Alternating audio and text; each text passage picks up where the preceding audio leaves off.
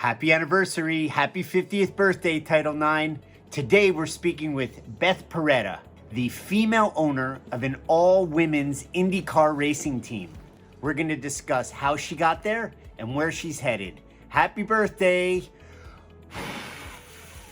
Vroom. Coming on the 50th anniversary of Title IX. Right. And over 95% of women CEOs in the Fortune 1000, Fortune 500, Fortune 100 companies played sports. Right. Or competed. Isn't that amazing? Yes. Right. And it doesn't have to be a ball and stick sport, Nope. as you say. It can be auto racing. Right.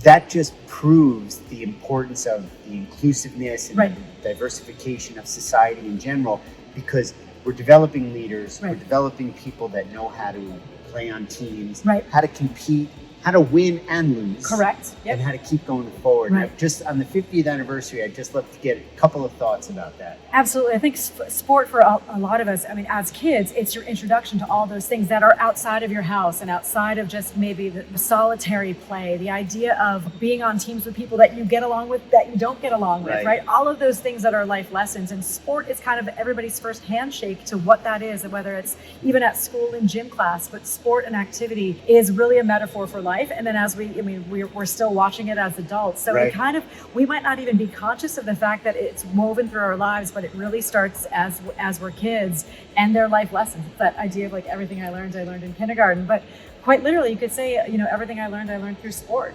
It resonates. That's great. And I just want to mark this moment. It's a pleasure and a privilege to celebrate the 50th anniversary of Title IX with you and share the message with everybody, which is just so important.